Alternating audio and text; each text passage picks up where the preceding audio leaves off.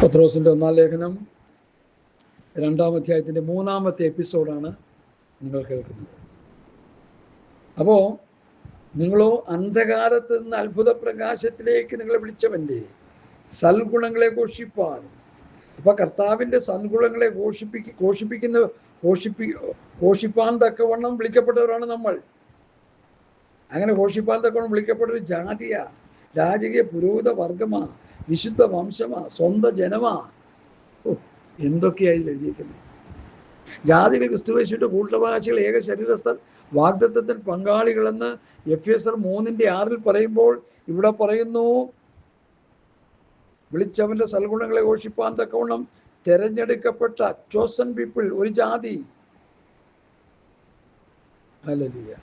Chosen ജെന്റിലൈസ്, തെരഞ്ഞെടുക്കപ്പെട്ട ഒരു ജാതി, രാജകീയ പുരോഹിത വർഗം, വിശുദ്ധ വംശം, സ്വന്ത ജനം, രാജകുടുംബത്തിൽപ്പെട്ടവനാ, രക്ഷിക്കപ്പെട്ട് സ്നാനപ്പെട്ട് വിശുദ്ധാംശം പ്രാപിച്ച് നിത്യതയ്ക്ക് വേണ്ടി ഒരുങ്ങിക്കൊണ്ടിരിക്കുന്ന ഒരു ദൈവപൈതൽ രാജകുടുംബത്തിൽപ്പെട്ടവരാ. ഹല്ലേലൂയ. നമ്മുടെ ബ്രിട്ടീഷ് രാജകുടുംബത്തിൽപ്പെട്ട കുട്ടികൾ സ്കൂളിൽ പോകാൻ നേരത്ത് അവർക്ക് എന്ത് ചെയ്യുക, ബ്ലാക്ക് കാറ്റും വൈറ്റ് കാറ്റിനെയൊക്കെ കൊടുക്കുന്നവരാണ്. രാജകുടുംബത്തിൽപ്പെട്ടവരാ. നമുക്കുണ്ട് ദൂതന്മാർ. സ്തോത്രം. ഗേഹസിയുടെ കണ്ണുള്ളവർക്ക് ദൂതനെ കാണാൻ പറ്റത്തില്ല. ഏലിയ പ്രവാചകൻ ഗേഹസിയും അവർക്കെതിരെ നിൽക്കുന്ന ശത്രു നിരയെ കണ്ട് ഭയപ്പെടുന്ന കണ്ണുള്ള ഗേഹസി, അയ്യോ ഇതാ ശത്രുക്കൾ വന്ന് കിടക്കുന്നു. പ്രവാചകൻ പറഞ്ഞു, യവന്റെ ഈ കുരുട് കണ്ണിനെ ഒന്ന് തുറന്നു കൊടുക്കണം കർത്താവേ. കണ്ണ് തുറന്നപ്പോൾ എന്ത് പറ്റി?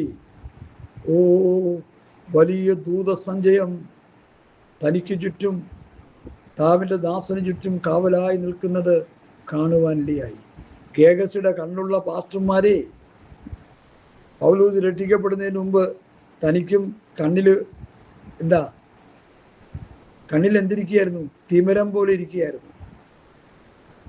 2-ാം ക്ലാസ്സുകാരൻ സ്കൂളിൽ പോകാത്ത ഉപദേശി പ്രാർത്ഥിച്ചപ്പോൾ തിമിരം തറയിൽ വീണു. ഹല്ലേലൂയ. സ്തോത്രം. എല്ലാം സ്പഷ്ടമായിട്ട് കണ്ടു. ന്യായപ്രമാണത്തിൻ്റെ അധികായകൻ ക്രിസ്തു ദർശനം കിട്ടിക്കഴിഞ്ഞപ്പോൾ, അവൻ്റെ കണ്ണിന് കാഴ്ച ലഭിച്ചു കഴിഞ്ഞപ്പോൾ, തിമിരം പോലെ മാറിക്കഴിഞ്ഞപ്പോൾ, ചെതമ്പൽ പോലെ എന്തോന്ന് വീണുപോയി. ഞാൻ പറയും, ന്യായപ്രമാണത്തിൻ്റെ ചെതമ്പൽ ഇന്ന് പാസ്റ്റർമാരുടെ കണ്ണിൽ ഇരിക്കുക. ദയവായിട്ടത് മാറിപ്പോണം. സ്പഷ്ടമായിട്ട് ക്രിസ്തുവിനെ കണ്ടു. അന്ന് തൊട്ട് താൻ പറയുകയാണ്, എനിക്ക് ക്രിസ്തുവിനെ കുറിച്ച് മാത്രം അറിഞ്ഞാൽ മതി. 1 കൊരിന്ത്യർ 2:1-2-3 വാക്യങ്ങൾ ഒന്ന് വേണമെങ്കിൽ ഞാനതൊന്ന് വായിച്ച് കേൾപ്പിക്കാതെ, വായിച്ച് കേൾക്കണമല്ലോ നമ്മൾ. അത് കേൾക്കാണ്ട് പിന്നെ എന്ത് കേൾക്കാനാ? 1 കൊരിന്ത്യർ ലേഖനം 2-ാം അധ്യായം 1 മുതലുള്ള വാക്യങ്ങൾ. ദമസ്കോസിന്റെ പടിവാതിക്കൽ വെച്ച് ക്രിസ്തു ദർശനം കിട്ടിക്കഴിഞ്ഞപ്പോൾ ആ മനുഷ്യൻ പറയുകയാണ്, ഞാൻ വായിച്ച് കേൾപ്പിക്കാം. ഞാൻ സഹോദരന്മാരെ, നിങ്ങളുടെ അടുക്കൽ വന്നപ്പോൾ വചനത്തിൻ്റെയോ ജ്ഞാനത്തിൻ്റെയോ വൈഭവം കൂടാതെ അത്രേ ദൈവത്തിൻ്റെ സാക്ഷ്യം നിങ്ങളോട് പ്രസ്താവിക്കാൻ വന്നത്. ക്രൂശിക്കപ്പെട്ടവനായ ക്രിസ്തുയേശുവിനെ അല്ലാതെ മറ്റൊന്നും അറിയാത്തവനായി നിങ്ങളുടെ ഇരിക്കണമെന്ന് ഞാൻ ആഗ്രഹിച്ചു. നമുക്കിപ്പോൾ എന്തൊക്കെ അറിയണം?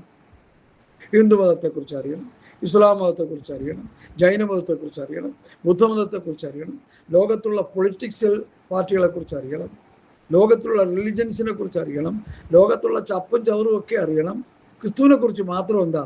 പരിമിതമായിട്ടുള്ള അറിവ്. അല്ല കിട്ടുമോ? കഞ്ഞിക്ക് വല്ലതും കിട്ടുമോ എന്നുള്ളത് മാത്രം കർത്താവിനെ കുറിച്ചുള്ള അറിവേ ഉള്ളൂ. അല്ല, അതിനപ്പുറമില്ല. കർത്താവിൽ ആശ്രയിക്കുന്നത് ഈ ആയുസ്സിൽ മാത്രം പ്രത്യാശ വെച്ച് ജീവിക്കാനല്ല, വരുവാനുള്ള ലോകം, നിത്യത, ബഹുലദേശം, സ്വർഗരാജ്യം, അവിടെ ജീവിക്കാൻ ആവശ്യമായ ആത്മീകമായ പ്രബോധനങ്ങളും വചന വെളിപ്പാടുകളും ഉപദേശങ്ങളും ലഭിക്കാനാണ് നമ്മൾ കർത്താവിൻ്റെ പിറകെ പോകുന്നത്. അതിനാണ് ബൈബിൾ വായിക്കുന്നത്, അതിനാണ് പ്രാർത്ഥിക്കുന്നത്, അതിനാണ് കൂട്ടായ്മ, അതിനാണ് ഉപദേശം. ഇന്ന് അതുവല്ലോ ഉണ്ടോ? ഇല്ല. ചുമ്മാ കൂടി വന്ന് കുറെ ബഹളം വയ്ക്കുക. ക്യാപ്റ്റൻ ശമ്പൂല് പറഞ്ഞോളെ, സംഗീത ദശ നടത്തി പിരിയുക,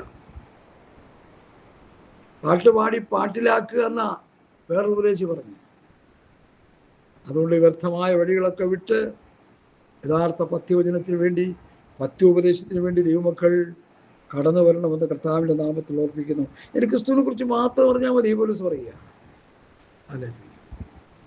അതുകൊണ്ട് നമ്മൾ ഈ ദിവസങ്ങളിൽ നന്നായിട്ടൊരു കാര്യം മനസ്സിലാക്കേണ്ടത്, കർത്താവ് ആരാണെന്നറിയുക, കർത്താവിൻ്റെ ഉപദേശം എന്താണെന്നറിയുക, യേശു കർത്താവ് പഠിപ്പിച്ച വചനങ്ങൾ, അതിൻ്റെ വെളിപ്പാടുകൾ ഏറ്റെടുക്കുക, ഹൃദയത്തിൽ അത് ആ വചനങ്ങൾ സംഗ്രഹിക്കുക. സ്തോത്രം. ഹല്ലേലൂയ. അന്ധകാരത്തിൻ്റെ അത്ഭുത പ്രകാശത്തിലേക്ക് വിളിച്ചവൻ്റെ സൽഗുണങ്ങളെ ഘോഷിപ്പാൻ തിരഞ്ഞെടുക്കപ്പെട്ട ഒരു ജാതി, രാജകീയ പുരോഹിത വർഗം, വിശുദ്ധ വംശം, വിശുദ്ധ വംശം, വിശുദ്ധന്മാരുടെ ഒരു സംഘമാണ്. ലോകത്തിൻ്റെ അണിഞ്ഞൊരുങ്ങലുകളും ലോകത്തിൻ്റെ താടിമൂടികളും ലോകത്തിൻ്റെ ഫാഷൻ പരേഡൊന്നും ദൈവമക്കൾക്ക് പാടില്ല. ഇതാ തനിച്ചു പാർക്കുന്ന ഒരു ജനം. ജാതികളുടെ കൂട്ടത്തിൽ അവർ എണ്ണപ്പെടുന്നില്ല. ജാതികളെ പോലെ ജീവിക്കേണ്ടവരല്ല പെന്തക്കോ സമൂഹം. ഞാനൊരിക്കലും ചർച്ചിൽ ചെന്നു പ്രസംഗിക്കാൻ. ഞാൻ അവിടെ നിന്ന് ഓടം വീട്ടിൽ ചെന്നാ നിന്നു. വിശ്വാസി ഏത് അവിശ്വാസി എന്നറിയത്തില്ല. കണ്ണു എഴുതി, കാലും എഴുതി, മൂക്കിലും എഴുതി, മൂക്കിലും കുത്തി, കാതയിലും കുത്തി, തലയിലും കുത്തി, ഒന്നും പറയണ്ട. ലോക മനുഷ്യരിയ്ക്കുന്ന പോലെ ഇരിക്കുക. ഹല്ലേലൂയ. ഈ ലോകത്തിന് അന്യൂപരാകരുതെന്നല്ലേ പുസ്തകം. ഈ ലോകക്കാരായിരിക്കാതെ വണ്ണം നമ്മൾ ഈ ലോകത്തിൽ നിന്ന് തിരഞ്ഞെടുത്തെന്നല്ലേ പുസ്തകം പഠിപ്പിക്കുന്നു. എൻ്റെ രാജ്യം ഐഹികമല്ല. ഈ ലോകത്തിലെ രീതികളല്ല കർത്താവിൻ്റെ രാജ്യത്ത്. ഒരു പ്രത്യേക നിയമസംഹിതയാണ്. സ്വർഗീയ കോടതിയുടെ നിയമങ്ങളാണ് അവിടെ പാലിക്കപ്പെടേണ്ടത്. അതാണ് അപ്പോസ്തലന്മാർ തരുന്ന നിയമം. ഇന്ത്യൻ കോൺസ്റ്റിറ്റ്യൂഷൻ അംബേദ്കർ എഴുതി വെച്ചതുപോലെ അവൻ്റെ വിശുദ്ധ അപ്പോസ്തലന്മാർ തരുന്ന പ്രമാണങ്ങളാണ് സ്വർഗീയ കോടതി. അതാ പൗലോസ് പറഞ്ഞത്, എൻ്റെ സുവിശേഷം നിങ്ങളെ ന്യായം വിധിക്കും. ലോകത്തിൻ്റെ അൻപരായാൽ അവന് സ്വർഗരാജ്യമില്ല. ഈ ലോകക്കാരെ പോലെ ജീവിച്ചാൽ അവന് സ്വർഗരാജ്യമില്ല. എന്താ കുഴപ്പമെന്താ? അതിന് പറഞ്ഞു വരുന്ന മറുപടികൾ ഇതുപോലെ മണ്ടത്തരം വിളമ്പുന്ന ഒരു ഗ്രൂപ്പ്. അവിടെ അങ്ങനെയാ, ഇവിടെ എങ്ങനെയാ? നീ പുസ്തകത്തിൽ എഴുതിയേക്കുന്ന എങ്ങനെയാന്ന് നോക്ക്. അപ്പോസ്തലന്മാരുടെ ജീവിതം എങ്ങനെയായിരുന്നു നോക്ക്. അവർ തരുന്ന ഉപദേശം എന്താന്ന് നോക്ക്. മോശ പ്രമാണം വിടെ നമുക്കുള്ളതല്ലല്ലോ. ന്യായപ്രമാണം പറയുന്നത് ന്യായപ്രമാണം കീഴുള്ളവരോടാണല്ലോ. നമ്മൾ ന്യായപ്രമാണത്തിൽ കീഴുള്ളവരല്ലല്ലോ. പിന്നെ എന്തിനാ അങ്ങോട്ട് പോണേ? അവർ ന്യായപ്രമാണ തൽപരരാകുന്നു. ഇന്നും അങ്ങനെ തന്നെ.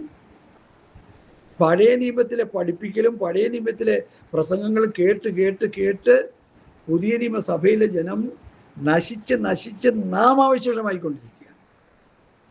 ഉദാഹരണം എന്താ പാസ്റ്റേ? ഞാൻ തന്നെയായിരുന്നു. 25 വർഷം ഈ പറഞ്ഞുകൊണ്ടിരിക്കുന്ന മനുഷ്യൻ 25 വർഷം ചർച്ചപ്പോഴൊരു വിശ്വാസിയായിരുന്നു. പെന്തക്കോസ്ത് ചർച്ചക്കൂടി മുളക്കഴ PJ ദാനിയൽ സാറ്, ഉടമ്പിടിക്കാത്ത നേതൃത്വ നിരകൾ. പറയുന്നതിന് എന്താ കുഴപ്പം? അദ്ദേഹത്തിൻ്റെ മരുമോനായിരുന്നു സഭയെടുത്ത മാണി സാറ്. മാണി സാറിനേക്കാളും നല്ല സാറാണ് കെ മാണി, രാഷ്ട്രീയത്തിലുണ്ടായിരുന്ന സാറ്. ഇവരൊക്കെ വാസ്തവത്തിൽ മനുഷ്യനെ പുറകോട്ട് ഓടിക്കുക ചെയ്തേ. അവരുടെ പേര് പറഞ്ഞതിൽ ദൈവമക്കളോട് ക്ഷമിക്കുക. അവർ വരാൻ പാടില്ലാത്ത പറഞ്ഞു പോയി. അത്രയ്ക്ക് ഗുണനിലവാരമില്ലാത്ത ആളായിപ്പോയി. അതുകൊണ്ട് ഞാനെടുത്ത് പറഞ്ഞു. ദാനിയേൽ സാറ് കുറേയൊക്കെ വചനവിശുദ്ധിയിലും മറുപടി ജീവിച്ച ആളാണ്. മരുമോൻ്റെ കാലം വന്നപ്പോൾ പക്ക പോയി. മാരകമായ ആക്സിഡൻറ്റിൽ ലോകത്തിൽ നിന്ന് മാറ്റപ്പെടുകയും ചെയ്തു. എൻ്റെ പിന്നിലൊക്കെ വലിയ കഥകളുണ്ട്. നിങ്ങൾക്ക് അറിയണമെങ്കിൽ വിളിച്ചു ചോദിച്ചാൽ ഞാൻ പേഴ്സണലായിട്ട് പറഞ്ഞു തരാം. പുറത്ത് പറയാൻ പറ്റാത്ത അറയ്ക്കത്തക്ക കഥകൾ. വെളിപ്പാട് പുസ്തകത്തിൽ പറയില്ല, അറപ്പുളവാക്കുന്ന കഥകൾ. എത്ര ദുഃഖകരം, എത്ര വേദനാജനകം. ദൈവവചനത്തിൻ്റെ വിശുദ്ധിയിലും വേർപാടിലും ജനത്തെ മുമ്പോട്ട് നയിക്കേണ്ട ശുശ്രൂഷാ വൃന്ദങ്ങൾ, തലപ്പത്തിരിക്കുന്നവർ, ഇവരെന്താ ചെയ്തുകൊണ്ടിരിക്കുന്നത്? അതുകൊണ്ട് എന്നെ കേൾക്കുന്ന പ്രിയപ്പെട്ടവരെ, നമ്മൾ ആരാണ്? അന്ധകാരത്തിൽ നിന്ന് അത്ഭുത പ്രകാശത്തിലേക്ക് വിളിച്ചവൻ്റെ സൽഗുണങ്ങളെ ഘോഷിപ്പാൻ തക്കവണ്ണം തിരഞ്ഞെടുക്കപ്പെട്ട ജാതി, രാജകീയ പുരോഹിത വർഗം, വിശുദ്ധ വംശം, സ്വന്ത ജനം. 2 കൊരിന്ത്യർ ലേഖനം 6-ാം അധ്യായം എൻ്റെ ഹൃദയത്തിലേക്ക് കയറി വന്നു. എന്താണെന്ന് നമുക്കൊന്ന് നോക്കാം. സ്തോത്രം. ആത്മാവ് ഉദ്ദേശിക്കുന്ന വചനം എന്ന് പറഞ്ഞാൽ അങ്ങനെ എൻ്റെ അർത്ഥം. അതിന് 14 മുതലുള്ള വാക്യങ്ങൾ. നിങ്ങൾ അവിശ്വാസികളുടെ എണയില്ലാപ്പണ കൂടരുത്, നീതിക്കും അധർമ്മത്തിനും എന്ത് ചേർച്ച, വെളിച്ചത്തിനും ഇരുളിനും തമ്മിൽ എന്ത് കൂട്ടായ്മ? ക്രിസ്തുവിനും ബലിയാലിനും തമ്മിൽ എന്ത് പൊരുത്തം? വിശ്വാസിക്ക് അവിശ്വാസിയുമായി എന്തോ കരുതി? ദേവാലയത്തിന് വിഗ്രഹങ്ങളുടെ എന്ത് യോഗ്യത? നാം ജീവനുള്ള ദൈവത്തിൻ്റെ ആലയമല്ലോ. You are the temple of God. ഞാൻ സാധാരണ പറയാറുണ്ട്, you don't touch your body. നിന്റെ ശരീരത്തെ നീ തൊടരുത്, ഒരു രീതിയിലും അലങ്കരിക്കരുത്. നിന്റെ ശരീരത്തിന് ഒരു സൗന്ദര്യവൽക്കരണവും നീ വരുത്തരുത്. വൈ? നിന്റെ ശരീരം ദൈവത്തിൻ്റെ മന്ദിരമാണ്, ദൈവാത്മാവ് വസിക്കുന്ന മന്ദിരമാണ്. പെന്തക്കോ സമൂഹമേ, ക്രൈസ്തവ വിശ്വാസികളെ, നിങ്ങളിലും എന്നിലും ക്രിസ്തു വസിക്കുന്നു എന്ന് പൗലോസ് പഠിപ്പിക്കുക. എത്ര ഭാഗങ്ങളിൽ ഈ വാക്യമുണ്ട്. നിങ്ങൾ ദൈവത്തിൻ്റെ മന്ദിരമെന്ന്. ദൈവത്തിൻ്റെ മന്ദിരം നശിപ്പിക്കുന്നവനെ ദൈവം നശിപ്പിക്കും. വിശുദ്ധിയും വേർപാടും ഈ മന്ദിരത്തിനുണ്ടാകണം. നിന്റെ ചപ്പും ചവറും കൊണ്ടല്ല ഈ മന്ദിരത്തെ അലങ്കരിക്കേണ്ടത്. ഈ മന്ദിരത്തെ അലങ്കരിക്കേണ്ടത് ആത്മഫലത്താലും വരത്താലുമാണ്. ആത്മാവിൻ്റെ ഫലം സ്നേഹം, സന്തോഷം, സമാധാനം, ദീർഘക്ഷമ, ദയ, പരോപകാരം, വിശ്വസ, സൗമ്യത, ഇന്ദ്രിയജയം. ഈ വക ആത്മഫലങ്ങളാലും കൃപാവരങ്ങളാലുമാണ് ദൈവസഭയിലെ ഓരോ വ്യക്തിയും അവരവരെ തന്നെ അലങ്കരിക്കേണ്ടതിന്. അല്ലാണ്ട് മുത്തുമാലയും മുത്തുച്ചിപ്പിയും കണ്ട ചപ്പും ചവറും ഒക്കെ വാരി വലിച്ചിട്ടിട്ട് കിടന്ന് പ്രാർത്ഥിച്ച പ്രാർത്ഥന ദൈവം കേൾക്കത്തില്ല. ഈ ലോകത്തിന് അനുരൂപരാകരുതെന്നുള്ളത് പൗലൂസിൻ്റെ കൽപ്പനയാണ്. അത് ക്രിസ്തുവിൻ്റെ കൽപ്പനയാണ്. നീ പ്രവാചകനായിരിക്കാം, ആത്മീകനായിരിക്കാം. ഞാൻ എഴുതുന്നത് ദൈവത്തിൻ്റെ കൽപ്പന. 1 കൊരിന്ത്യർ 14:37-38. നീ അറിയുന്നില്ലെങ്കിൽ അറിയാതിരിക്കട്ടെ, ചെവിയുള്ളവൻ കേൾക്കട്ടെ എന്ന് എഴുതിയിരിക്കുന്ന പോലെ ഒരു പ്രയോഗമാണ് അവിടെ. ഈ ലോകത്തിൻ്റെ ഒരു സാധനം കൊണ്ടും നമ്മുടെ ശരീരത്തെ അലങ്കരിച്ച് വികൃതമാക്കരുത്. സാത്താൻ്റെ ആയുധപ്പുരയാക്കി തീർക്കരുത്. നിങ്ങളുടെ ശരീരം ദൈവത്തിൻ്റെ മന്ദിരം. Yes, you are A temple of God. നിങ്ങൾ ദൈവത്തിൻ്റെ മന്ദിരം. ഇവിടെ അത് പറയുന്നുണ്ട്. ഹല്ലേലൂയ, സ്തോത്രം. ഇവിടെ അത് പറയുന്നില്ലേ? വ്യക്തമായി പറയുന്നുണ്ട്. നിങ്ങൾക്ക് അവിശ്വാസികളുടെ ഇണയിലപ്പണ കൂടരുത്. നീതിക്കും അധർമ്മത്തിനും എന്ത് ചേർച്ച? വെളിച്ചത്തിനും ഇരുളിനോട് എന്ത് കൂട്ടായ്മ? ക്രിസ്തുവിനും ബലിയാലിനും തമ്മിൽ എന്ത് പൊരുത്തം? വിശ്വാസിക്ക് അവിശ്വാസിയുമായി എന്തോ ഓഹരി? ദേവാലയത്തിന് വിഗ്രഹങ്ങളോട് എന്ത് യോഗ്യത? നാം ജീവനുള്ള ദൈവത്തിൻ്റെ ആലയം. ഞാനും നിങ്ങളും ദൈവത്തിൻ്റെ ആലയം. നമ്മുടെ ശരീരം ദൈവത്തിൻ്റെ ആലയം. നമ്മുടെ ശരീരത്തെ അലങ്കരിക്കേണ്ടതിന് ആത്മഫലങ്ങളാലും വരങ്ങളാലുമാണ്. എത്ര വ്യക്തമായി കൃത്യമായി പൗലോസ് അത് പഠിപ്പിക്കുന്നു. ഇനിയെങ്കിലും നമ്മുടെ തലയിലോട്ടത് കയറണം. ഒരു അലങ്കാരവും നമുക്ക് വേണ്ട.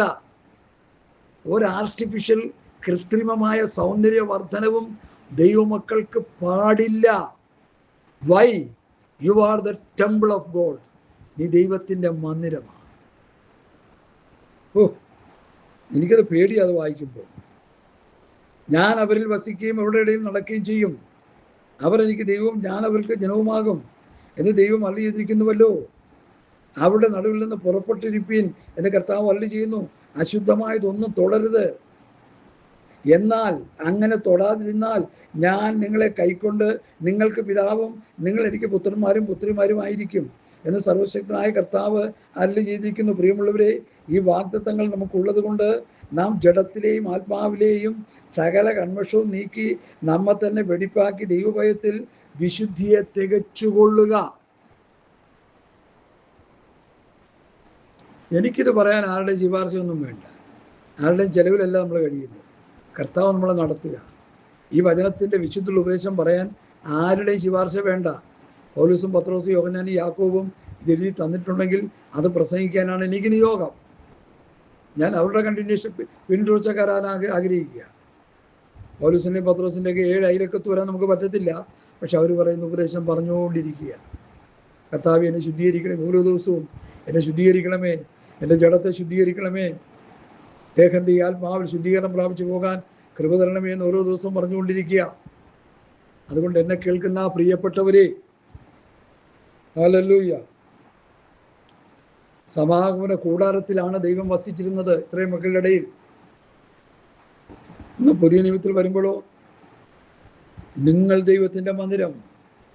ആക്ഷരികമായ ഒരു കൂടാരത്തിൽ ദൈവത്തിൻ്റെ ഹോളി പ്രസൻസ് ഇറങ്ങി വസിച്ചെങ്കിൽ അതും മോശയ്ക്ക് കൊടുത്ത പ്രമാണം അനുസരിച്ച് ചുവപ്പ് നൂലും മഞ്ഞ നൂലും ഓരോ കളർ നൂലുകളും കൊണ്ട് അതിൻ്റേതായ നിരയിൽ അതൊക്കെ കൃത്യമായി പണിത്. പുറപ്പാട് പുസ്തകം 39-40 അധ്യായം വായിച്ച് പഠിച്ചോണം. യഹോവ കൽപ്പിച്ചതുപോലെ തന്നെ മോശ ചെയ്തു. അങ്ങനെ തന്നെ മോശ ചെയ്തു. അങ്ങനെ തന്നെ മോശ ചെയ്തു. നമ്മളോ, ഞാൻ നിങ്ങളോട് കൽപ്പിച്ചതൊക്കെയും പ്രമാണിപ്പാനെ കൊണ്ട് ഉപദേശിച്ചുകൊണ്ട് സകല ജാതികളെയും ശിഷ്യരാക്കിക്കൊള്ളണം. മറിയ പറഞ്ഞില്ലേ, അവൻ നിങ്ങളോട് എന്തെങ്കിലും കൽപ്പിച്ചാൽ അതുപോലെ ചെയ്യും. കർത്താവ് കൽപ്പിച്ചത് വേണം നമ്മൾ പ്രമാണിക്കാൻ. അല്ല, മോശയുടെ കാലത്തുള്ളതല്ല പ്രമാണിക്കേണ്ടത്. അത് വേറൊരു ജനതയ്ക്ക് വേറൊരു പ്രമാണമായിരുന്നു. ഞാൻ നിങ്ങളോട് കൽപ്പിച്ചതൊക്കെയും പ്രമാണിപ്പാൻ കൊണ്ട് ഉപദേശിച്ചുകൊണ്ട് സകല ജാതികളെയും ശിഷ്യരാക്കിക്കൊള്ളു. അത് കർത്താവിൻ്റെ വാത്സല്യ ശിഷ്യന്മാർ ചെയ്തു. പിതാവേ, നീ നിൽക്കുന്ന വചനം ഞാൻ അവർക്ക് കൊടുത്തു, നിന്റെ വചനം ഞാൻ അവർക്ക് കൊടുത്തിരിക്കുന്നു. ഇവരുടെ വചനത്താൽ എന്നിൽ വിശ്വസിക്കാനിരിക്കുന്നവർക്ക് വേണ്ടി ഞാൻ അപേക്ഷിക്കുന്നു. അപ്പോൾ അവരുടെ വചനം കേട്ടാണ് നമ്മൾ കർത്താവിൽ വിശ്വസിക്കേണ്ടത്. മോശയുടെ വചനം കേട്ടല്ല. അത് വേറൊരു പ്രമാണം, അത് വേറൊരു വ്യവസ്ഥിതി, അത് കണ്ണിന് കണ്ണ് പല്ലിന് പല്ല് എന്ന് വാദിക്കുന്ന പ്രമാണം. ഇത് തമ്മിൽ തമ്മിൽ സ്നേഹിക്കുന്ന പ്രമാണം. ഈ പത്രോസ് തന്നെ എന്താ ഇത്? പത്രോസിൻ്റെ ഒന്നാം പ്രസംഗത്തിലാണല്ലോ 3000 പേർ രക്ഷിക്കപ്പെട്ടത്. ഈ പത്രോസ് എന്ന് യേശുവിനോട് ചോദിച്ചു, സഹോദരൻ 7 വർഷം ക്ഷമിച്ചാൽ മതിയോ? കാരണം 7 വർഷം ക്ഷമിക്കാം, 8ാമത്തെ പ്രാവശ്യം അവനെ തീർക്കുക എന്നുള്ളതാണ്. അതാ പത്രോസ്, യഹൂദൻ്റെ സ്വഭാവമാണത്. കണ്ണിന് കണ്ണ് പല്ലിന് പല്ല്. കർത്താവ് എന്താ പറഞ്ഞു? 7 അല്ല 70 വട്ടം. അതിൻ്റെ അർത്ഥം എന്താ? സംഖ്യയില്ല, ഒരു മെഷർമെൻ്റ് ഇല്ല. ക്ഷമിച്ചോണം, ക്ഷമിച്ചോണം, ക്ഷമിച്ചോണം. അതുകൊണ്ടാണ് നമ്മൾ ക്ഷമിക്കുന്നത്, അതുകൊണ്ടാണ് ക്ഷമിക്കേണ്ടത്. ഹല്ലേലൂയ, സ്തോത്രം, സ്തോത്രം. ഞാൻ വചനത്തിലേക്ക് വരുന്നു. സ്വന്തം ജനം, സ്വന്തം ജനം, ദൈവ കുടുംബം. എഫേസ്യർ 2 നമ്മൾ ആ വാക്യം വായിച്ചു, 19-ാം വാക്യം. ആകയാൽ നിങ്ങൾ ഇനി അന്യന്മാരും പരദേശികളുമല്ല, വിശുദ്ധന്മാരുടെ സഹപൗരന്മാരും ദൈവത്തിൻ്റെ ഭവനക്കാർ, ദൈവത്തിൻ്റെ കുടുംബക്കാർ, ദൈവ കുടുംബത്തിലെ അംഗങ്ങൾ. പിതാവ്, പുത്രൻ, പരിശുദ്ധാത്മാവ് കൂട്ടായ ഒരു പ്രവർത്തനത്തിലാണ് നമ്മൾ ജീവിക്കേണ്ടത്. ഹല്ലേലൂയ. പിതാവും പുത്രനും പരിശുദ്ധാത്മാവുമായിട്ടുള്ള ഒരാത്മബന്ധമാണ് നമുക്ക് വേണ്ടത്. ലോകത്തുള്ള ജഡീകന്മാരായിട്ടല്ല. ഈ വ്യവസ്ഥ വിട്ടു പോകുന്നവരാണെങ്കിൽ അവരെ വിട്ടു ഓടിക്കോണം, അല്ലെങ്കിൽ രക്ഷയില്ല, നമുക്ക് നശിച്ചു പോകും. പ്രമാണം വിട്ടു പോകുന്നവരുമായിട്ട് ഒരിക്കലും സഖ്യം ചെയ്ത് മുൻപോട്ട് പോകാൻ പാടില്ല, പാടുള്ളതല്ല. അങ്ങനെ ആയാൽ നമ്മൾ നശിച്ചു പോകും. അതാ എൻ്റെ വിഷയം. Hallelujah, hallelujah. മുമ്പേ നിങ്ങൾ ജനമല്ലാത്തവർ ഇപ്പോഴോ ദൈവത്തിൻ്റെ ജനം, ദൈവത്തിൻ്റെ ജനം, കർത്താവിൻ്റെ മക്കൾ. കർത്താവിൻ്റെ ജനമെന്ന് പറഞ്ഞാൽ ഇസ്രായേൽ മക്കൾ ദൈവത്തിൻ്റെ ജനമായിട്ട് പഠിപ്പിച്ചു. എന്നാൽ ഇവിടെ വരുമ്പോൾ മക്കൾ, മക്കളെങ്കിലും അവകാശികൾ, കൂട്ടവകാശികൾ, ക്രിസ്തുവിൻ്റെ ശരീരം, കൂട്ടവകാശികൾ, ഏകശരീരസ്ഥർ, വാഗ്ദത്തത്തിൽ പങ്കാളികൾ. നമ്മളല്ലേ വില കൂടിയവര്? നമ്മളാണ് വില കൂടിയവർ. നമുക്കാണ് വില കൂടുതൽ. പുതിയ നിയമസഭയ്ക്കാണ് പഴയ നിയമസഭയേക്കാൾ പ്രാധാന്യം. ലേവ്യ പുസ്തകത്തിൽ പഴയ നിയമസഭയെക്കുറിച്ച് പറയും, ഈ ദുഷ്ടസഭ 2 ഭാഗത്തുണ്ടത്. ഈ ദുഷ്ടസഭ എത്രത്തോളം എന്നോട് പിറുപിറുക്കും. നമ്മൾ ദുഷ്ടസഭയാണോ? അല്ല, നമ്മൾ ക്രിസ്തുവിൻ്റെ ശരീരമാണ്. ഹല്ലേലൂയ, സ്തോത്രം, സ്തോത്രം. അതുകൊണ്ട് എന്നെ കേൾക്കുന്ന പ്രിയപ്പെട്ടവരെ, കർത്താവിൻ്റെ ശരീരമാകുമ്പോൾ തലയായ ക്രിസ്തു എന്നുള്ള ഉപദേശം കേട്ട് വേണം ഓരോ ദിവസവും ജീവിക്കാൻ. ഞാൻ 15-ാമത്തെ വാക്യത്തിലേക്ക് വരുന്നു. പ്രിയമുള്ളവരെ, പ്രവാസികളും പരദേശികളുമായ ആത്മാവോട് പോരാടുന്ന ജഡമോഹങ്ങളെ വിട്ടകന്ന് ജാതികൾ നിങ്ങളെ ദുഷ്പ്രവൃത്തിക്കാരും ദൂഷിക്കുന്നതോറും നിങ്ങളുടെ നല്ല പ്രവൃത്തികളെ കണ്ടറിഞ്ഞിട്ട് സന്ദർശന ദിവസത്തിൽ ദൈവത്തെ മഹത്വപ്പെടുത്തേണ്ടതിന് അവരുടെ ഇടയിൽ നിങ്ങളുടെ നടപ്പ് നന്നായിരിക്കണം എന്ന് ഞാൻ പ്രബോധിപ്പിക്കുന്നു. പത്രോസിൻ്റെ എത്ര ഈടുറ്റൊരു പ്രബോധനമായത്. നിങ്ങൾ പ്രവാസികളാണ്, പരദേശികളാണ്. പ്രവാസികളായി അല്പനാള് ഗൾഫിൽ പോകുന്ന ഒരു വ്യക്തി, പരദേശി, സ്വന്തം ദേശത്ത് അല്പസമയം താമസിച്ച് വേറെ ദേശത്തേക്ക് പോകുന്ന വ്യക്തി. അപ്പം നമ്മൾ പ്രവാസികളാണ്, പരദേശികളാണ്. നമ്മുടെ ദേശം ഇവിടെ അല്ല. ഇവിടെ തങ്ങാനായിട്ടുള്ള അവസരം 70-80 സംവത്സരം, ചിലർക്കൊക്കെ ഇച്ചിരി കൂടുതൽ കിട്ടിയെന്ന് വരാം. ഓക്കെ, അത് കഴിഞ്ഞാൽ ഇവിടം വിട്ടു പോകണം, കളം വിട്ടു മാറണം. സ്വത്രം. സർക്കസ് കൂടാതെ ഒരു സ്ഥലത്ത് കുറേ നാൾ സർക്കസ് നടത്തി അവസാനം എല്ലാം കൂടി പൊളിച്ചു പറക്കി പോകുന്ന പോലെ നമ്മൾ കംപ്ലീറ്റ് ഇവിടെ നിന്ന് മാറ്റപ്പെടണം. കുറച്ച് നാൾ ഈ ഭൂമി ജീവിക്കാൻ അവകാശമുള്ളൂ.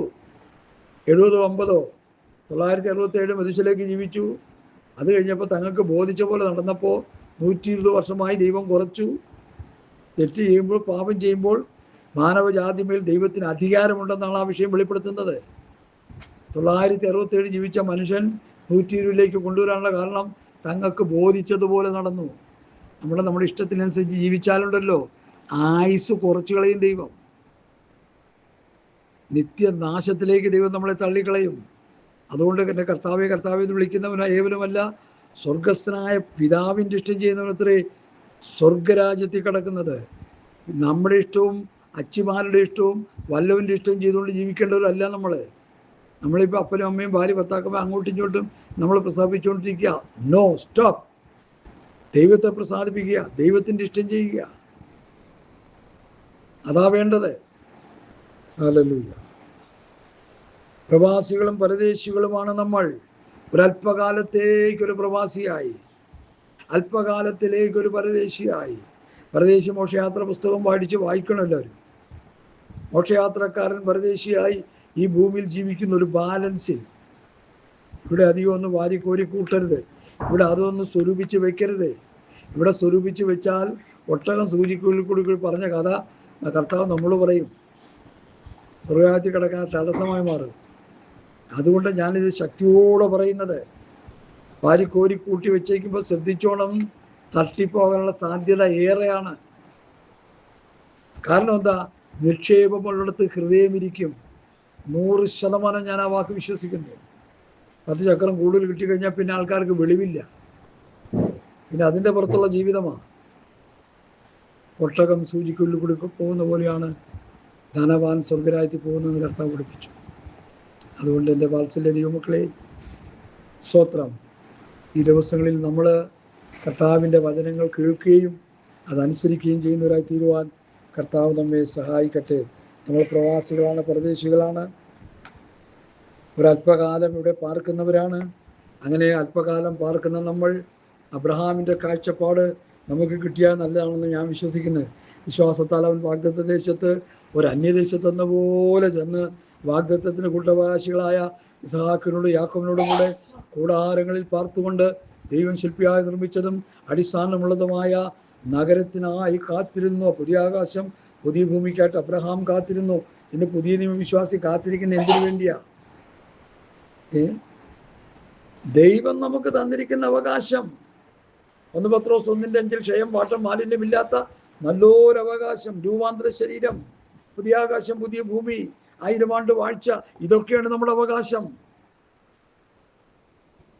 ഏക്കർ കണക്കിന് ചില അപ്പന്മാർ ഇക്കിട്ടോടെ ഭരിക്കാൻ നേരത്ത് എൻ്റെ മോനെ, മൂത്ത മോൻ അത്, ഇളയ മോൻ ഇത്, പിന്നെ അതിൻ്റെ ഇളയനും പിന്നെ പെങ്കൊച്ചിന് ഇങ്ങനെയൊക്കെ കഴിച്ചു കൊടുക്കും. അവസാനം എല്ലാം കൂടി കിടന്ന് തമ്മിൽ തല്ലി വെടിപൊട്ടിച്ച് ചാവും. എത്ര ചരിത്രമുണ്ട്. തോക്കെടുത്ത് വെടിവെക്കുക സ്വന്തം അവകാശികൾക്ക്. ഈ കിട്ടിയത് പോരാ. ഈ ഭൂമിയിൽ അവകാശത്തിന് വേണ്ടി തലതല്ലി ചാകുന്ന മനുഷ്യ സമൂഹത്തിൻ്റെ ഇടയിൽ നമ്മൾ ജീവിക്കുന്നത്. എനിക്കറിയാം, പാസ്റ്റർമാരും വിശ്വാസികളും ഇങ്ങനെ കൂട്ടി ഉണ്ടായിക്കൊണ്ടിരിക്കുക. അവർക്ക് എത്ര വാങ്ങിക്കൂട്ടിയാലും അവർക്ക് ആഗ്രഹം തീരുന്നില്ല. കാരണം നിന്റെ നിക്ഷേപമുള്ളടത്ത് ഹൃദയം ഇരിക്കുന്നു. കർത്താവ് പറഞ്ഞു, നിക്ഷേപം കുറച്ചോളം. യാത്രക്കാരാണ്, ഇടുക്ക് വാതിലൂടെ യാത്ര ചെയ്യേണ്ടവരാണ്. ഇടുക്ക് വാതിലൂടെ അനേക ലഗേജ് കൊണ്ടുപോകാൻ പറ്റുമോ? പറ്റില്ല. കയ്യിൽ ഒതുങ്ങുന്നത് മാത്രമേ കൊണ്ടുപോകാൻ പറ്റത്തുള്ളൂ. വാരി വലിച്ചുകൊണ്ട് പോയാൽ എല്ലാം വലിച്ചെറിഞ്ഞ് കളയേണ്ടി വരും. അതുകൊണ്ട് ഇടുക്ക് വാതിലൂടെ യാത്ര ചെയ്യുന്നവരാ ഒരു പരദേശിയാണ്, ഒരു പ്രവാസിയാണെന്നുള്ള ബോധ്യം നമ്മുടെ ഹൃദയത്തിലുണ്ടാകണം. അബ്രഹാം അങ്ങനെയാണ് ജീവിച്ചത്. ഇവരെല്ലാവരും വാഗ്ദത്ത നിവൃത്തി പ്രാപിക്കാതെ ദൂരത്ത് അത് കണ്ട് തങ്ങൾ ഭൂമിയിൽ തങ്ങൾ അന്യരും പരദേശികളുമെന്ന് ഏറ്റു പറഞ്ഞുകൊണ്ട് വിശ്വാസത്തിൽ മരിച്ചു. പഴയ നിയമ വിശുദ്ധന്മാർ അന്യരാണ്, പരദേശികളാണെന്ന് ഏറ്റു പറഞ്ഞ് അവർ മരിച്ചു. അവരിലൂടെ ആരും ഉണ്ടാക്കാൻ പോയില്ല. ലോത്ത് കുറേ ഉണ്ടാക്കി കൂട്ടി, അതിൻ്റെ പേര് സ്വർഗത്തിൽ നിന്ന് തീയിറങ്ങി. ഇങ്ങനെയൊക്കെ പറയല്ലേ പാസ്റ്ററെ? പിന്നെ എങ്ങനെ പറയണം? ഉള്ളതല്ലേ പറയേണ്ടത്. ഞാൻ പുസ്തകത്തിൽ എഴുതിയിരിക്കുന്ന കാര്യങ്ങളാണ് പറയുന്നത്.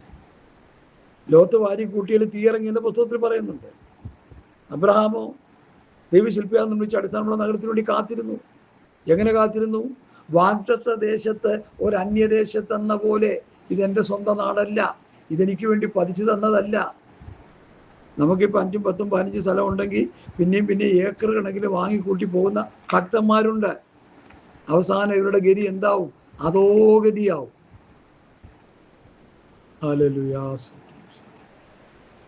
അതുകൊണ്ട് എന്നെ കേൾക്കുന്ന പ്രിയപ്പെട്ടവരെ, നമ്മൾ പ്രവാസികളാണ്, പരദേശികളാണെന്നുള്ള ബോധ്യം എപ്പോഴും നമുക്കുണ്ടാകണം. ഞാനൊരു പ്രവാസി, ഞാനൊരു പരദേശി. ഇവിടെ വാരിക്കോരി കൂട്ടിയിട്ട് ഈ ആഗ്രഹങ്ങൾ മുഴുവൻ, ലോകത്തിൻ്റെ ഭാര്യയ്ക്ക് അതാ സംഭവിച്ചെന്നാ പണ്ട് പാസ്റ്റർമാർ പ്രസംഗിക്കും. ലോകത്തച്ചയൻ പേരിക്കൂട്ടി കൊണ്ടുവന്ന് വെച്ച സാധനങ്ങളൊക്കെ ഇഷ്ടംപോലെ സാധനങ്ങൾ വാരിക്കോരി കൂട്ടി, ഭൗതികം വാരിക്കോരി കൂട്ടി, ഇലക്ട്രോണിക്സ് ഉപകരണങ്ങൾ അതും ഇതുമൊക്കെ. ഇപ്പോൾ നമുക്കേ പറ്റുള്ളൂ, അപ്പോഴേ പറ്റത്തില്ല. അപ്പോഴും ഉണ്ടായിരുന്നൊക്കെ എന്തെങ്കിലുമൊക്കെ കാണുമായിരിക്കാം. പക്ഷെ എന്തായാലും ആ മനോഹരമായ വീടും ആ സൗധങ്ങളൊക്കെ എങ്ങനെ വിട്ടേച്ച് പോകുമെന്ന് നോക്കി പുറകോട്ട് നോക്കി എണ്ണുമ്പോഴുള്ള ചീട്ട് കീറി കൈ കൊടുത്തു കർത്താവ്. 30 തൂണായി തീർന്നു. കർത്താവ് പറഞ്ഞു, റിമെമ്പർ ലോട്ട്സ് വൈഫ്, ലോത്തിൻ്റെ ഭാര്യ ഓർത്തുകൊള്ളാനും പറഞ്ഞു. പത്രോസിച്ചായൻ പറഞ്ഞു, എന്താ? ലോത്ത്, വലഞ്ഞുപോയ നീതിമാനായ ലോത്ത്. എന്താ കാര്യം? അവൻ്റെ ഭൗതികം അവനെ വലച്ചു കളഞ്ഞു.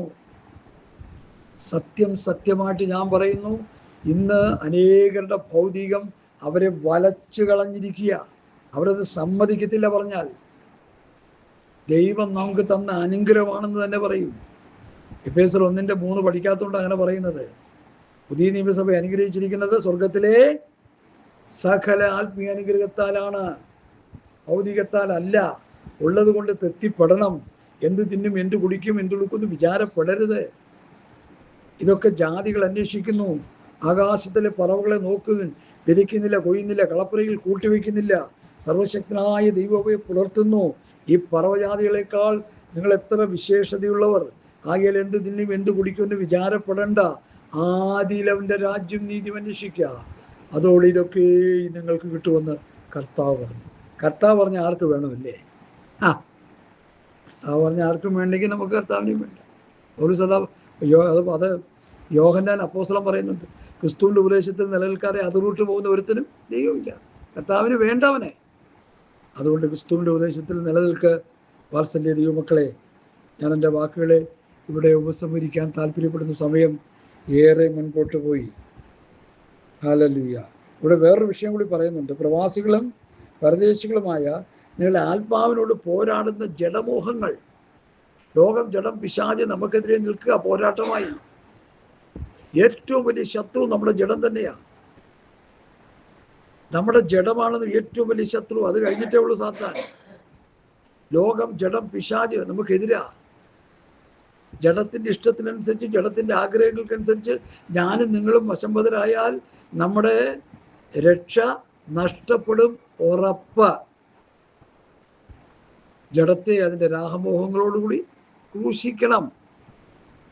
അതാ പൗലോസ് വന്നിരിക്കുന്ന അവസ്ഥ.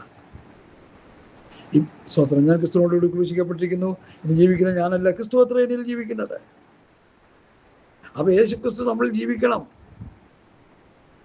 ക്രിസ്തുവിൻ്റെ പ്രമാണം നമ്മൾ ജീവിക്കണം. ക്രിസ്തുവിൻ്റെ ഉപദേശം നമ്മൾ ജീവിക്കണം. ക്രിസ്തുവിൻ്റെ ഉപദേശം നമ്മൾ ഉണ്ടായിരിക്കണം. അപ്പോഴാണ് ക്രിസ്തു നമ്മൾ ജീവിക്കുന്നത്. ക്രിസ്തു ജീവിക്കുന്ന എത്ര ഭക്തന്മാരുണ്ട്? പലരും മോശയാണ് ജീവിക്കുന്നത്. ക്രിസ്തുവിൻ്റെ പ്രമാണമാണ് നമ്മൾ വസിക്കേണ്ടത്. നിങ്ങൾ എൻ്റെ വചനത്തിൽ നിലനിൽക്കുന്നുവെങ്കിൽ വാസ്തവത്തിൽ നിങ്ങൾ എൻ്റെ ശിഷ്യന്മാരായി, വചനത്തിൽ നിലനിൽക്കുന്ന ശിഷ്യന്മാരായി തീരുവാൻ കർത്താവ് നമ്മെ സഹായിക്കട്ടെ. ഹല്ലേലൂയ. ഇവിടെ പറയുന്നത് പ്രവാസികൾ, പരദേശികൾ, അങ്ങനെയുള്ള നിങ്ങളോട് ആത്മാവോട് പോരാടുന്ന ജഡമോഹങ്ങളെ, ജഡത്തിൻ്റെ ആഗ്രഹങ്ങളെ, ജഡത്തിൻ്റെ താല്പര്യങ്ങളെ, ജഡത്തിൻ്റെ ഇച്ഛകളെ. ഇപ്പോൾ വസ്ത്രധാരണം പോലും കളർ ഫാഷനായി മാറിക്കൊണ്ടിരിക്കുക. ഫാഷൻ പരേഡാണ് പെന്തക്കോസ്തുകാരുടെ കല്യാണത്തിന് ചെന്ന് കഴിഞ്ഞാൽ. കൈയില്ലാത്തതും കൈയുള്ളതും ഒന്നും പറയണ്ട. ചില കല്യാണത്തിനൊക്കെ ചെന്നാൽ പെണ്ണുടുത്തിരിക്കുന്ന ഗൗണ് പിടിക്കാൻ വേറൊരാൾ വേണം. എത്രയോ സ്ഥലത്ത് ഞാൻ കണ്ടിരിക്കുന്നു. സത്യം പറഞ്ഞാൽ ഇത്ര വെളിവുകെട്ടൊരു സമൂഹമായി തീർന്നല്ലോ എന്ന് ഓർത്ത് ദുഃഖിക്കുക. മാന്യമായ വസ്ത്രം ധരിച്ചാൽ പോരെ? ഗൗണ് പിടിക്കാൻ വേറെ ആളെ വില കാശിന് കൊടുത്ത് നിർത്തിയിരിക്കുക. കാര്യം എന്താ? കൊച്ചി ലണ്ടനില്ല. ഓ എടാ, ലണ്ടനിലെ ഫാഷൻ അവിടെ ആയിക്കോ. ഈ കേരളത്തിലൊരു തനിമയുണ്ടല്ലോ വസ്ത്രധാരണങ്ങൾക്ക്. വസ്ത്രം ധരിക്കാൻ കേരളക്കാർക്കൊരു രീതി ഉണ്ടല്ലോ. സിനി ഫീൽഡിൽ കിടക്കുന്ന ചീഞ്ഞളിഞ്ഞവർ കാണിക്കുന്നതൊക്കെ അങ്ങനെ ചായ്ച്ചോട്ടെ. അവർക്ക് പിന്നെ പ്രമാണമില്ല, ഒന്നുമില്ല, സാത്താൻ്റെ വിധത്തിനനുസരിച്ച് പോകുന്നവരാണ്. രക്ഷിക്കപ്പെട്ടവെന്ന് പറയുന്നവരുടെ വസ്ത്രധാരണങ്ങൾ, അവരുടെ അണിഞ്ഞൊരുങ്ങലുകൾ എനിക്കൊട്ടും ദഹിക്കുന്നില്ല. എനിക്കത് പറയാതിരിക്കാൻ പറ്റില്ല. കാരണം ഞാൻ ഈ വചനം പ്രസംഗിക്കുന്ന ആളല്ല. അപ്പോസ്തലവേശത്തിലുള്ളതല്ലേ ഇത്. സ്തോത്രം. അപ്പോസ്തലവേശത്തിലുള്ള എന്താ? പത്രോസിൻ്റെ നമ്മൾ വായിക്കേണ്ട അടുത്ത അധ്യായം അത് പറയുന്നുണ്ടെങ്കിൽ ഇപ്പോൾ ഒന്ന് വായിക്കാം. നിങ്ങളുടെ അലങ്കാരം തലമുടി പിന്നുന്നതും പൊന്നണിയുന്നതും വസ്ത്രം ധരിക്കുന്നതും ഇങ്ങനെ പുറമേയുള്ളതല്ല. പൊന്നണിയുന്നതും വസ്ത്രം ധരിക്കുന്നത് അല്ലെന്ന് പത്രോസ് പറഞ്ഞു വെച്ചപ്പോൾ ഇവിടെ ഒരു മഹാൻ പറയാ, ഒരു കുഴപ്പമില്ല, ഇട്ടോളാൻ. ഇപ്പോൾ സ്വർണത്തിന് വില കൂടാൻ പോവുക. പെന്തക്കോസ്തുകാർ സ്വർണം ധരിക്കാൻ പോകുമ്പോൾ സ്വർണത്തിന് വില കൂടും. പത്രോസ് അപ്പോസ്തലൻ, ഒന്നാമത്തെ അപ്പോസ്തലൻ പറഞ്ഞു വെച്ചു, നിങ്ങളുടെ അലങ്കാരം തലമുടി പിന്നുന്നതും പൊന്നണിയുന്നതും വസ്ത്രം ധരിക്കുന്നതും ഇങ്ങനെ പുറമെയുള്ളത് അല്ല, അല്ല, അല്ല. അതിനെ നമ്മൾ കൂട്ടിച്ചേർക്കരുത്, അതിനെ കോട്ടിക്കളയരുത്. അമേരിക്കൻ വിസ വന്ന് ഗ്രീൻ വിസ ഒക്കെ കിട്ടിക്കഴിയുമ്പോൾ അത് കോട്ടിക്കളയും, കൂട്ടിച്ചേർക്കും, മറിച്ച് കളയും. കാരണം അവിടെയൊക്കെ ചെന്നാൽ അവർക്ക് വിവാഹത്തിന് വേണ്ടി അവരത് ചെയ്തോട്ടെ, എന്ന് അവരുടെ ട്രഡീഷനിലുള്ളതാ. ഓരോ ദേശത്തൊരു സംസ്കാരം ഉണ്ടെന്നാണ് പറയുന്നത്. ശരിയാ, അവരത് ചെയ്യട്ടെ. കഞ്ഞിക്ക് വകയില്ലാത്ത നീ എന്തിനാ ഇത് ചെയ്തുകൊണ്ടിരിക്കുന്നത്? നമ്മളൊക്കെ എങ്ങനെ ജീവിച്ചവരാ? ഒരു നേരത്തെ ആഹാരം നേരെ ചൊവ്വേ കഴിച്ചവരാണോ നമ്മൾ? ഇന്നത്തെ പെന്തക്കോസ്തുകാരുടെ ഈ തലതൊട്ടപ്പന്മാരുടെയൊക്കെ പിതാക്കന്മാർ കഞ്ഞിക്ക് വകയിലെ പട്ടിണി കിടന്ന് ഊപ്പാട് വന്നവരാ. തിന്നാനും കുടിക്കാനും ഇല്ലാതെ പോസന്മാരെ പോലെ അവരൊക്കെ ജീവിച്ച് ഉപദേശം പറഞ്ഞ് അവരൊക്കെ നിത്യതയിൽ പോയി. ഇവരുടെ സന്തതികളോ? കൂടുതലൊന്നും ഞാൻ പറയുന്നില്ല. എൻ്റെ വാക്കുകളെ ഞാൻ ഉപസംഹരിക്കുക. അടുത്ത വിഷയം എപ്പിസോഡായിട്ട് നിങ്ങളുടെ ഫോണുകളിൽ കിട്ടാനിടയായിത്തീരും. ഹല്ലേലൂയ. നമ്മൾ ചിന്തിച്ചത് 12 വരെയുള്ള വാക്യങ്ങളാണ്. അടുത്ത 13 മുതൽ 25 വരെയുള്ള വാക്യങ്ങൾ അടുത്ത 1-2 എപ്പിസോഡ് നമുക്ക് കേൾക്കാനിടയായിത്തീരും. ഞാൻ ഇത്ര ശക്തിയോട് ഇത് പറഞ്ഞത്, കർത്താവ് വരാറായി. ലോകസ്നേഹികളാകരുത്. ലോകസ്നേഹം ദൈവത്തോട് ശത്രുത്വമാണ്. വ്യഭിചാരിണികളായുള്ളവരെ, ലോകസ്നേഹം ദൈവത്തോട് ശത്രുത്വം. ലോകത്തിലെ മനുഷ്യൻ ധരിക്കുന്നതും ലോകത്തെ മനുഷ്യൻ സ്നേഹിക്കുന്നതും ഒരു ദൈവപൈതൽ അതുപോലെ സ്നേഹിക്കാൻ പാടില്ല. ലോകത്തിലെ മനുഷ്യൻ അണിഞ്ഞൊരുങ്ങുന്നത് വിശ്വാസിക്ക് പാടില്ല. ലോകത്തിൻ്റെ താടിമൂടികൾ, അണിഞ്ഞൊരുങ്ങലുകൾ ഒരു ദൈവപൈതലിന് പാടില്ല. ഇതാ തനിച്ചു പാർക്കുന്ന ഒരു ജനം, ജാതികളുടെ കൂട്ടത്തിൽ അവർ എണ്ണപ്പെടുന്നില്ല. പത്രോസിന്റെ 1-ാം ലേഖനത്തിൽ എന്താ പത്രോസ് പറഞ്ഞത്? നിങ്ങളത് കേട്ടല്ലോ കഴിഞ്ഞ പ്രാവശ്യം. ഹല്ലേലൂയ. ആകയാൽ നിങ്ങളുടെ മനസ്സുറപ്പിച്ച് നിർമ്മലരായ യേശുക്രിസ്തുവിന്റെ പ്രത്യക്ഷതയെങ്കിൽ നിങ്ങൾക്ക് വരുവാനുള്ള കൃപയിൽ പൂർണ്ണ പ്രത്യാശ വെച്ചുകൊള്ളുവിൻ. പണ്ട് നിങ്ങളുടെ അജ്ഞാനകാലത്തുണ്ടായിരുന്ന മോഹങ്ങളെ, അജ്ഞാനകാലത്ത് രക്ഷിക്കപ്പെടുന്നതിന് മുൻപ്, സ്നാനപ്പെടുന്നതിന് മുൻപ്, പരിശുദ്ധാഭിഷേകം പ്രാപിക്കുന്നതിന് മുൻപ്, അജ്ഞാനകാലം, ദൈവത്തെ അറിയാതെ ജാതികളെപ്പോലെ തലകുത്തി നിന്ന കാലം, അജ്ഞാനകാലത്തുണ്ടായിരുന്ന മോഹങ്ങളെ മാതൃകയാക്കാതെ നിങ്ങളെ വിളിച്ച വിശുദ്ധനൊത്തവണ്ണം അനുസരണമുള്ള മക്കളായി എല്ലാ നടപ്പിലും വിശുദ്ധരാകുവിൻ. ഞാൻ വിശുദ്ധനായിരിക്കാൻ നിങ്ങളും വിശുദ്ധരായിരിക്കും എന്ന് എഴുതിയിരിക്കുന്നുവല്ലോ. ശുദ്ധീകരണം കൂടാതെ ആരും കർത്താവിനെ കാണുകയില്ല. ഈ ലോകത്തിൻ്റെ അണിഞ്ഞൊരുങ്ങൾ നമ്മെ അശുദ്ധിയിലേക്ക് കൊണ്ടുപോവുകയാണ്. വിട്ടുപോരുവിൻ, അശുദ്ധമായതൊന്നും തുടരുത്. ഹല്ലേലൂയ. ഈ വചനങ്ങളാൽ കർത്താവ് നമ്മെ അനുഗ്രഹിക്കട്ടെ. ആമേൻ, ആമേൻ, ആമേൻ, ആമേൻ, ആമേൻ, ആമേൻ.